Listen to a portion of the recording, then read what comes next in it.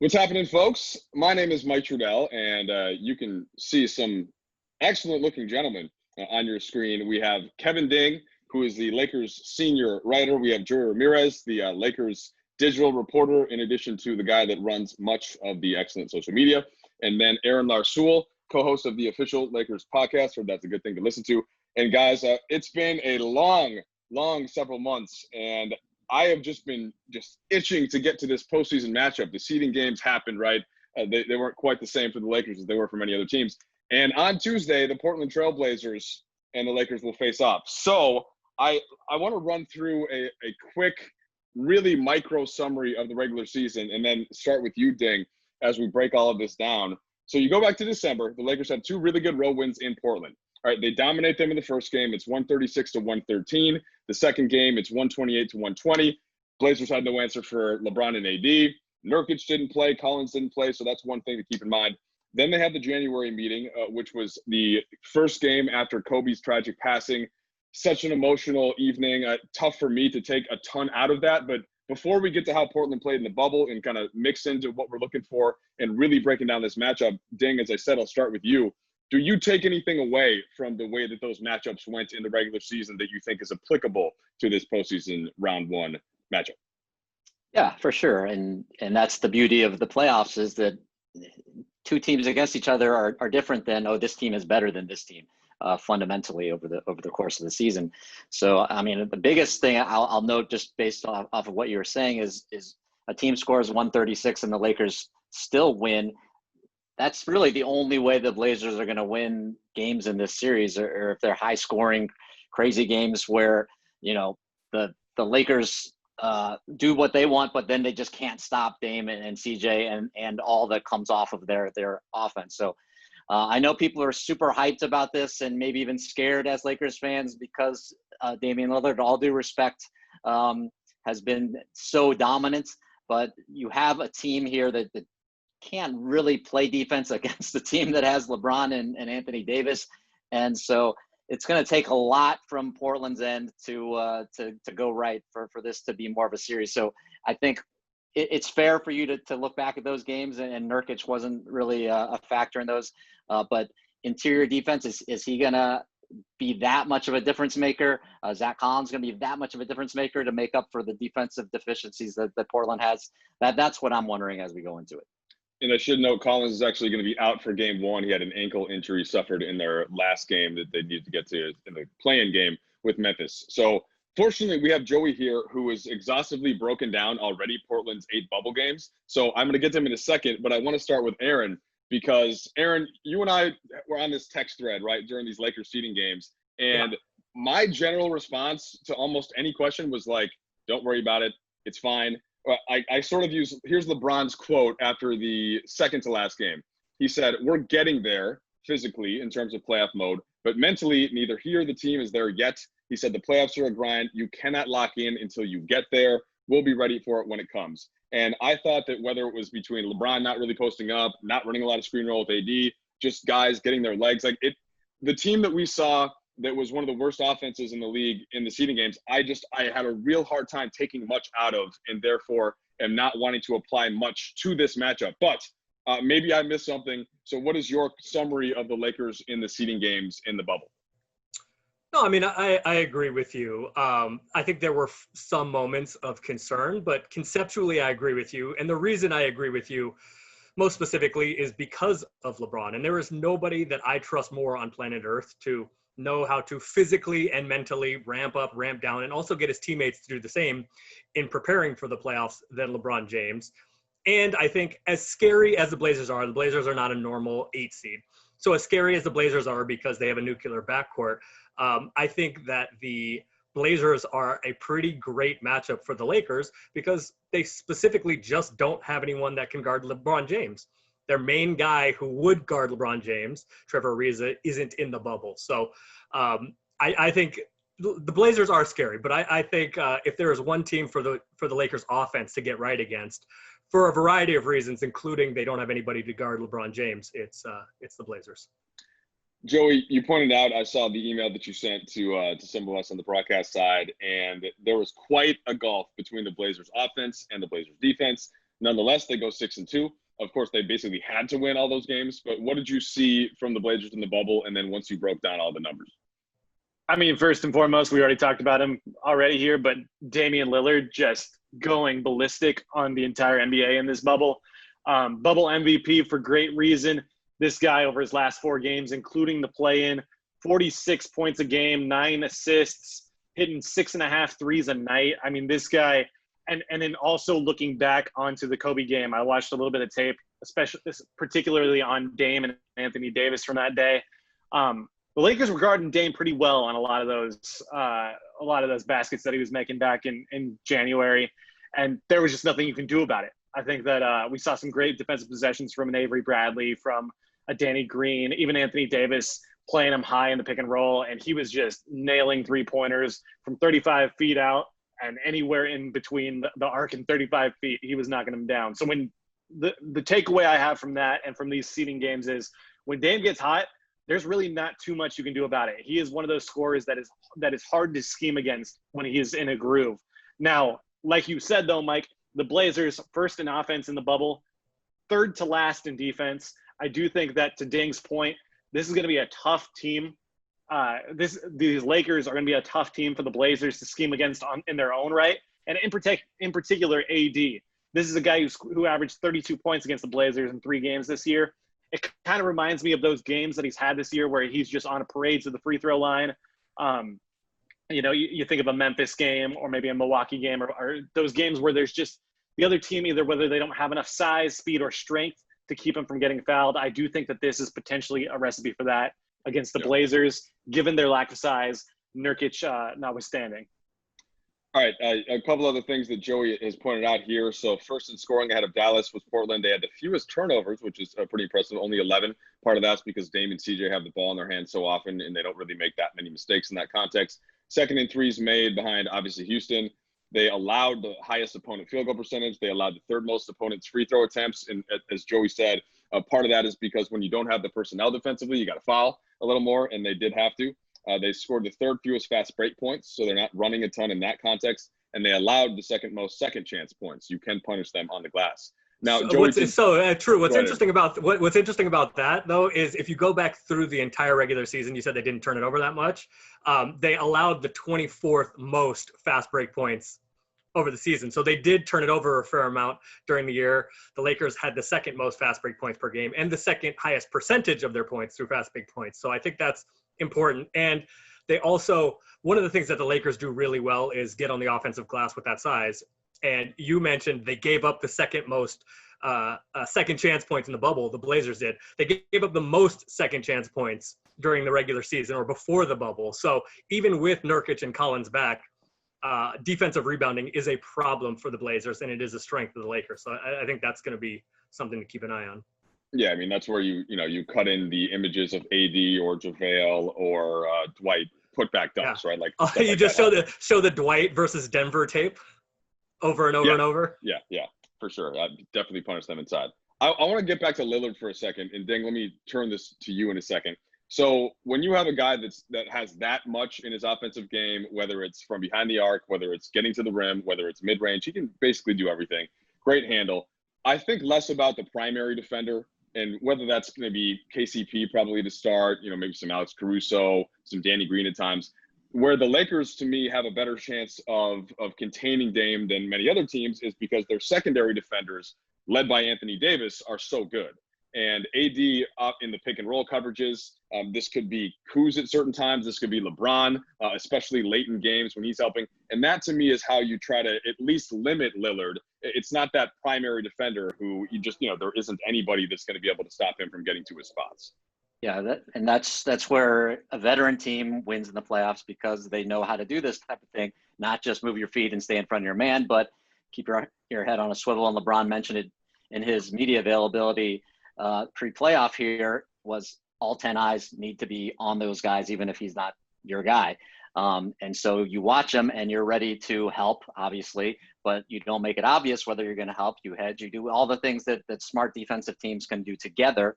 And that's where the entirety of the season matters because the Lakers defense did build that up and should be able to go there here in the playoffs. Obviously, there's a gap, a gulf from the hiatus, but that's where they need to go all through the playoffs, is find that defense again that can take things away from whomever they're facing, and especially a guy as potent as Lillard.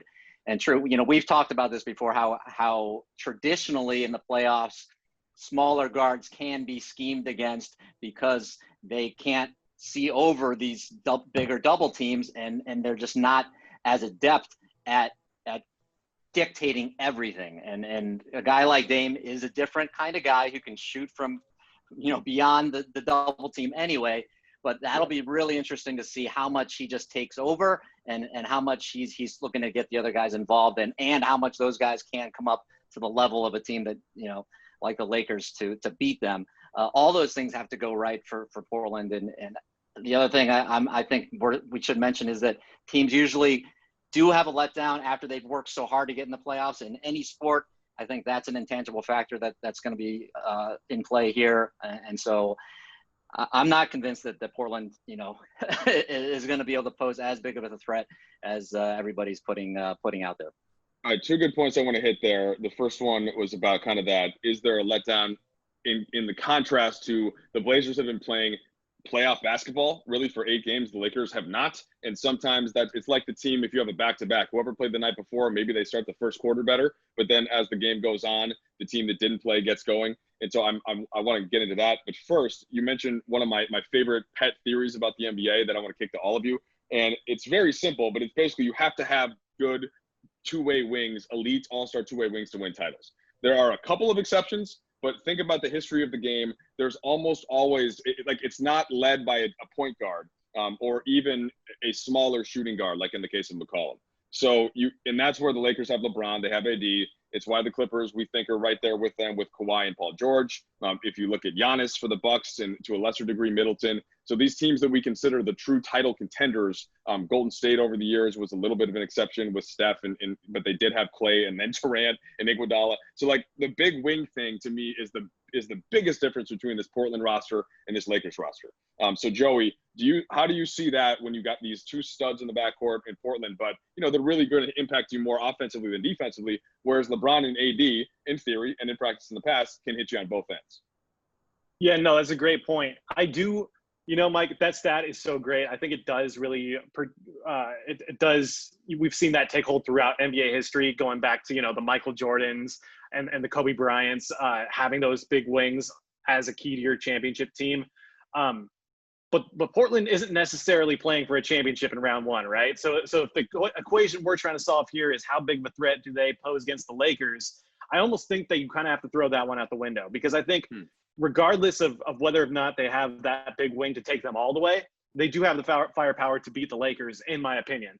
Now, would I take them to beat the Lakers in a 7-game series? No, I do think the Lakers are the favorite for a reason. But that's not to say that the Blazers aren't capable of doing so.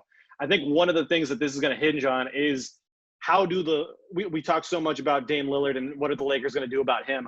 I think one of the X factors here is what are the Blazers going to do about Anthony Davis, a guy who, as I alluded to earlier, they don't necessarily have the prototypical defender in terms of size and speed and strength to match up with him. So what are they going to do against him?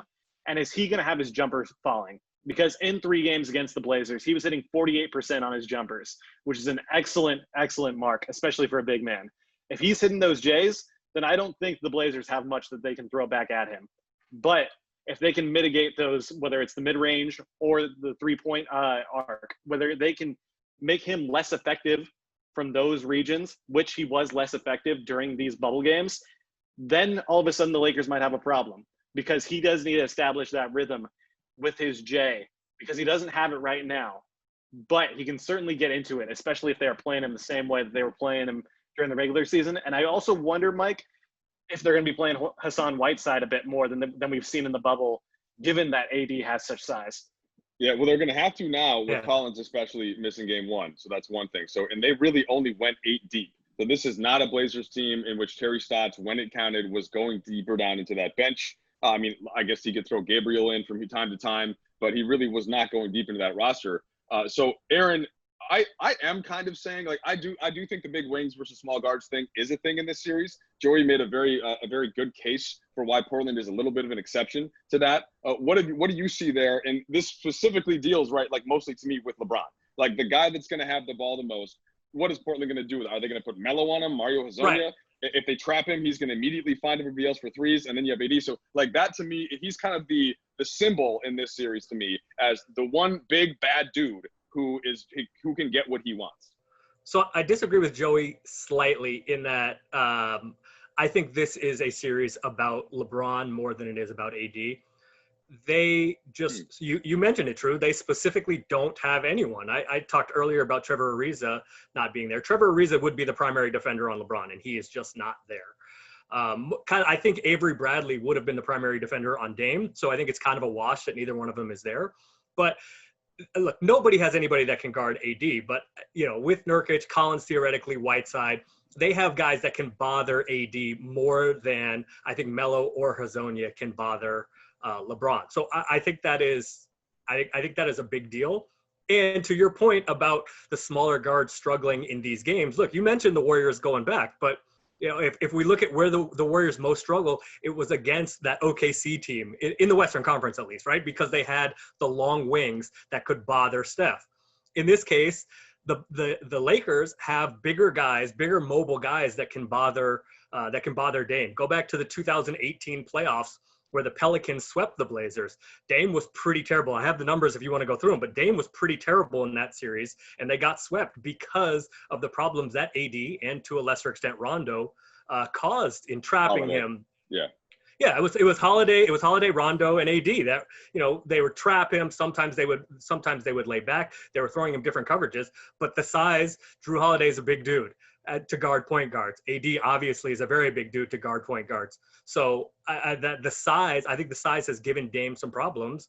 And Dame I think his highest game was 20 points. He shot 35% for the series. And the fact that the Lakers, we'll see if he's going to play. But the fact that AD and Rondo are there, I think there is some institutional knowledge there, and they really gave Dame a problem. So I think it is going to be interesting to see how the Lakers guard Dame. I don't think they're going to double as much as we've seen in some of the seeding games. The Lakers are kind of they're more conservative defensively generally. But I think they're going to throw a variety of coverages at Dame, and I don't think there's any big, whether it's on a switch or a hedge, whatever. I don't think there is any big I would rather have guarding Damian Lillard than Anthony Davis. Joey, let me throw this back to you just to get the counterpoint there, and also maybe just Yusuf Nurkic and how he looked in the seeding games, right, and what element that could give. And that's with the caveat that Nurkic and Collins both really struggled with AD going back to that 2018 playoff series. And 2018 feels like 10 years ago at this point, especially considering COVID. But like that was a tough. A month ago feels like 10 years ago. Yeah, I mean, Nurk I think he was 12-8 in that series. Collins was like 7-2, and AD was 33, 12, 2-2, 3 blocks, 2 steals. Like it was a complete domination by him. So what do you see with Portland's bigs against AD since you've been harping on that? And how does that contrast with anything that Aaron and I just said? Yeah, when it comes specifically to the bigs, I do think the Lakers have a clear advantage with Anthony Davis. To me, he's the best big man in the NBA. And, for as big of a bruiser as Yusuf Nurkic is, he's a guy who can go off for a 2020 game pretty much whenever he sees that opportunity.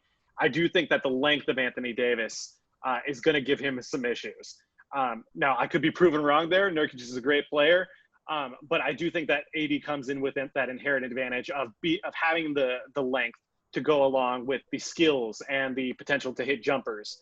But that being said, Aaron, man, I find it hard to look back on 2018 Dame Lillard and compare him to 2020 Dame Lillard. That's fair. Yeah, that's fair. Because 2020 Dame Lillard is – I'm about to go super millennial on you guys.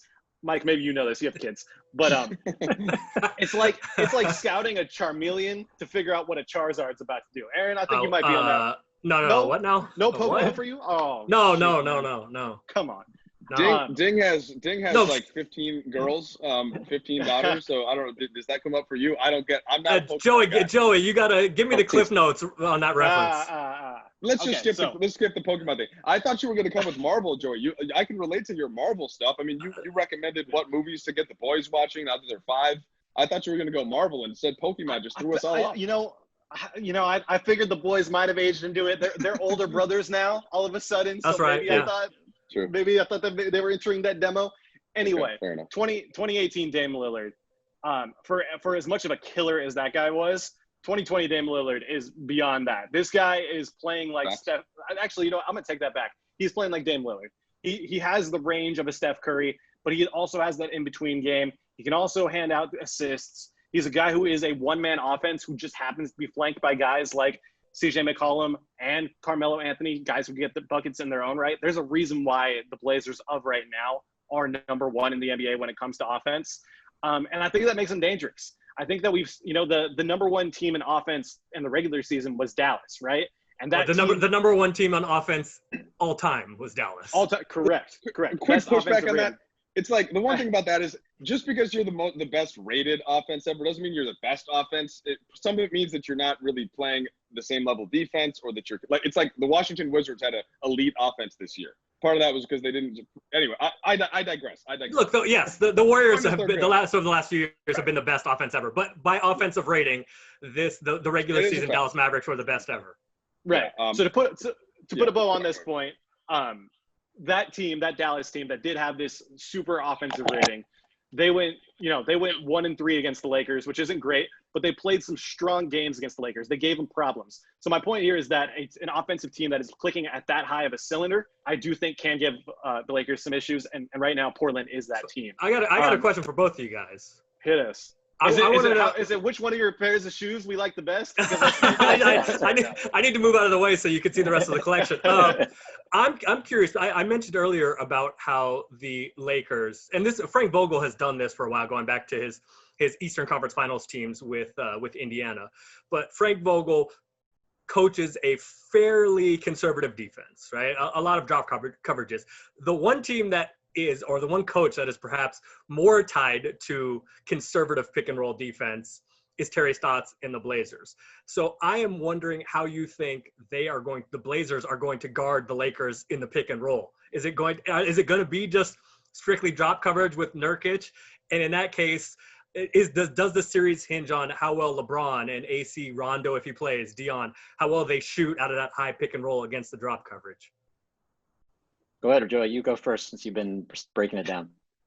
I think Aaron, that's an astute point. I think that from the Lakers side of things, I think that might as well be how this is going to play out, because they were the worst 3-point shooting team in the bubble, and they have some shooters right now who are not shooting quite well.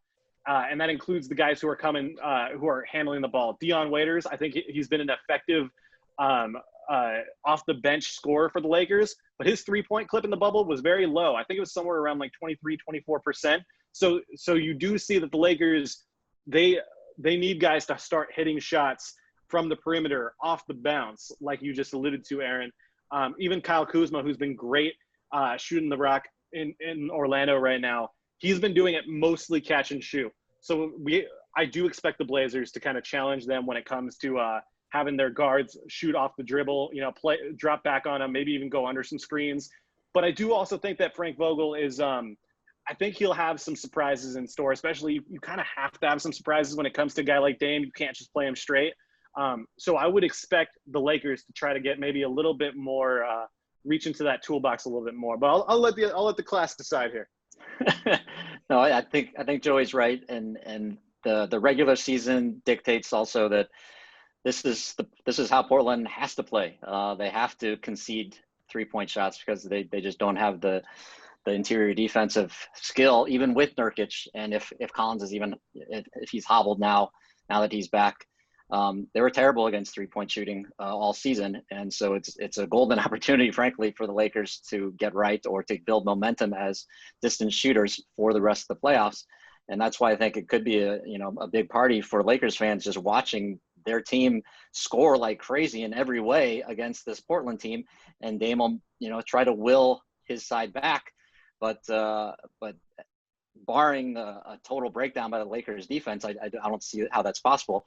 To your other point, it'll be interesting to see Frank Vogel in the playoffs as a strategic coach, as to what he springs, when he springs it. This is the beauty of playoff basketball for the nerds out there is when you get deep down into the strategic adjustments And one game can be totally different looking than the other because the coaches have different ideas and the veteran players are able to execute those things and challenge guys to come up with different options.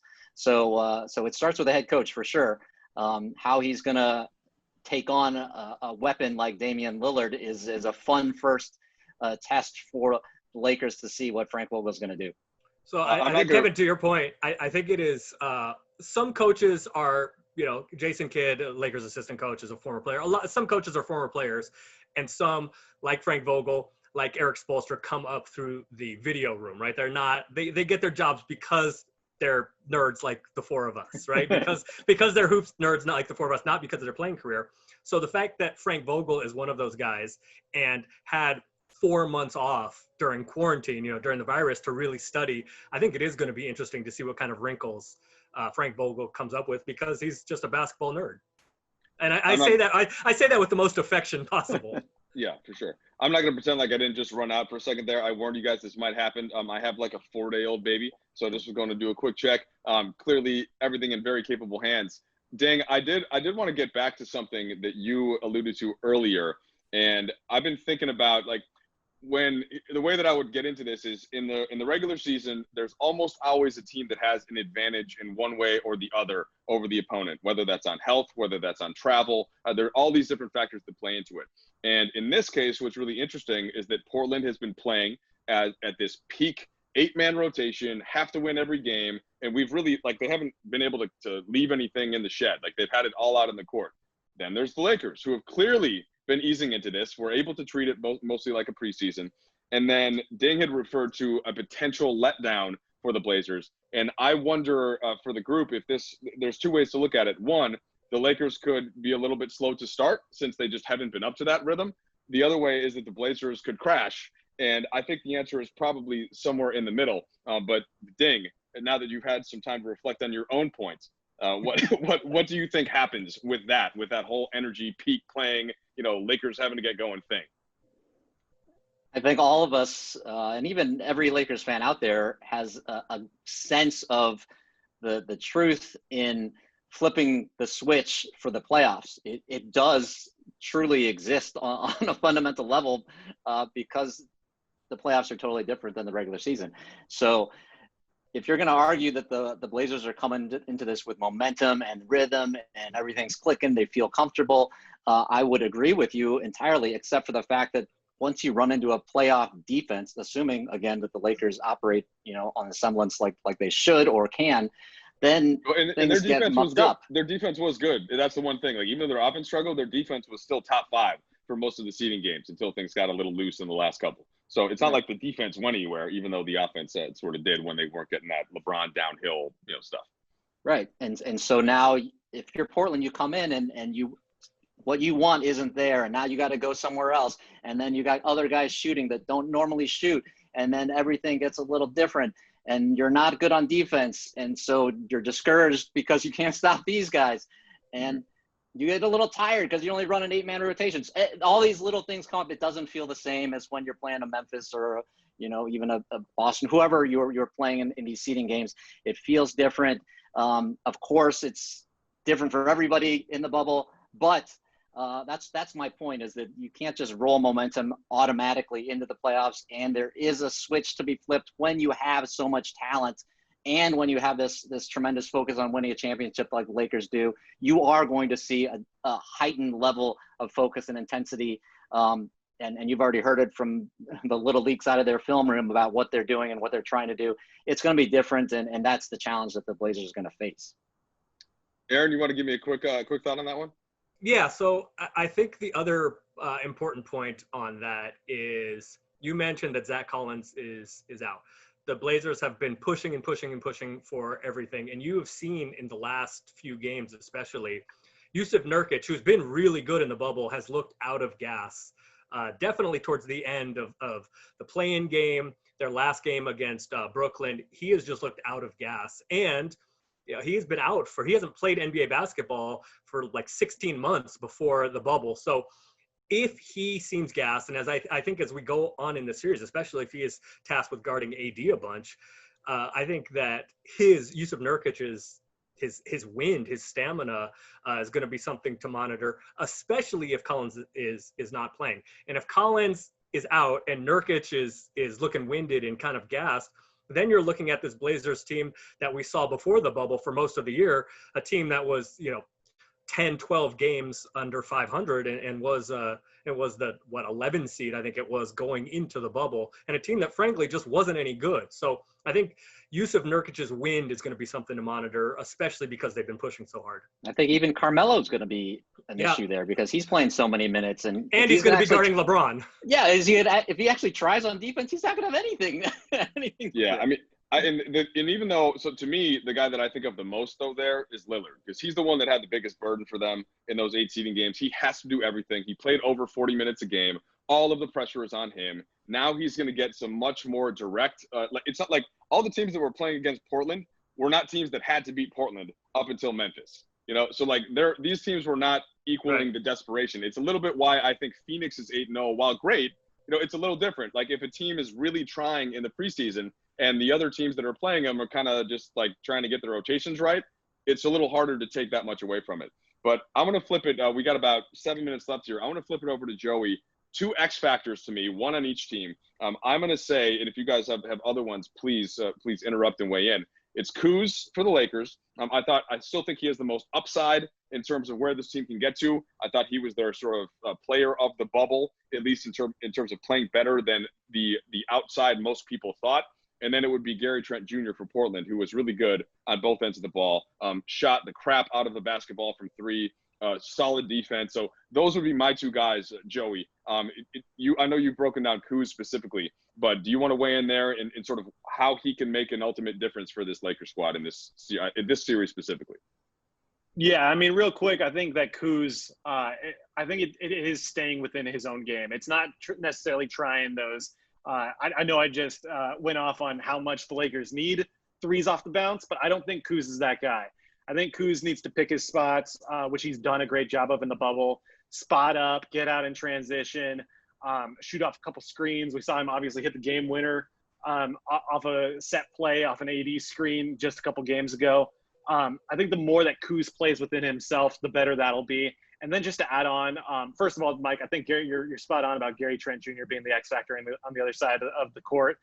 This guy was averaging 4 threes a game during the seeding games. I think Hassan Whiteside will be an interesting wrench for the Blazers, given that he is a guy who's coming off his second career blocks title. He's a guy who puts up stats like he's Wilt Chamberlain, even if he may not be as effective necessarily as Wilt Chamberlain if you really dig into the plus-minus numbers. And then lastly, Danny Green. That guy's hitting some shots, and if he can provide some resistance against whether it's Dame or CJ, whichever guard he is tasked with, I think he's going to be a huge X factor within this series. Yes. Gotcha. You weren't sure if you were going to go Pokemon again. I think God. decided you're like, let's not go there again. So no. I understand. Trust, I won't go Pokemon ever again with you, Mike. All right. Strong demographic. Ding. Any? I don't want to say just X factors, but just anything else top of mind as the Lakers enter this round 1 series.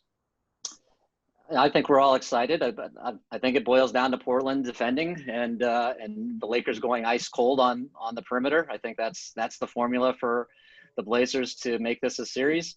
And so, it'll be up to an X factor guy like Gary Trent Jr. I mean, to be honest, he was never much of a defender, to be honest, until recently. He's improved a lot at that end. And now you're going to ask him to defend LeBron in a playoff series a lot of the time.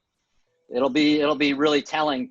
But that's how the playoffs go, is sometimes guys, like a T-lose situation, you get a chance and you jump to it and you make a name for yourself. Or on the flip side, you get a KCP hits, 7 threes in a game, or, Caruso starts getting hot from the perimeter beyond all the other things he does, and his legions of followers swell. Who knows what's going to happen, but this is the start of it, is those unpredictable elements, because the stars are, totally the focus of the opposition defense. Some other things will happen, and that's where the team rallies around it, or you have some problems. Aaron, final thoughts. Yeah, I had 2 kind of X factors, one on each side. Quickly on the Lakers side, Danny Green, who was, I mean, frankly, not great in the bubble games. But True, you and I have talked about offline, and I think you've written about how hot Danny Green can get and how hot he has gotten in playoff series in the past. So is Danny Green yeah, gonna? Yeah, he's always been streaky. So is Danny Green gonna make threes? I suspect he will. And then the other one we haven't mentioned yet for Portland is CJ McCollum has a fracture in his back. He has a broken back, and he did a little Mike Tyson spinal quote after the game the other day. So with the games, because there's no travel, the games are going to be every other day, it looks like. So how does his fractured back hold up? And he's going to have to, if the Lakers choose to double, I mean, they will at some, sometimes double and blitz Dame. Can CJ be that outlet guy on the pass to kind of pick up the load offensively if Dame can? And how will his back hold up? How does he manage that pain with them playing every other day? All right, so the bottom line. And the Lakers are going to win in 5, by the way. Yeah, so my prediction was going to be Lakers in 5. Do you have a different game number, Ding or Joey? I think Joey might have the Blazers winning. He's been a rain cloud over here. I got Lakers in 6. I do think that the Lakers have superior talent. I think you have in the playoffs. It starts with who has the most stars. I think LeBron James and Anthony Davis are the top duo in the NBA. So I definitely have the Lakers. I do think they're going to get pushed. I think it's going to be 6. All right, I got the Lakers in 5 too, just for the record. But I mean, real quick, what other first round series do you think might be an upset? I think the Mavs and Clippers honestly might go 7. Oh, okay, yeah. great.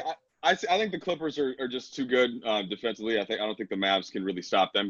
They'll hang a bunch of points on them, but to me, it's OKC and Houston without Westbrook. Chris Paul, revenge, like that to me is the interesting one. But we got less than a minute.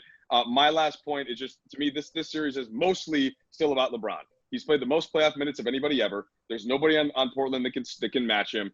He can get AD going in spots that he wants to. All of the rest of the Lakers will follow his lead in a weird situation when he's on the court. So I just think that LeBron is the guy that ultimately makes sure this gets this done. Not that would be breaking news. Okay. Kevin Ding, Joey Ramirez, Aaron Larsoul, thanks so much for joining us. We appreciate you guys hanging out with us, and we will talk to you soon. See you.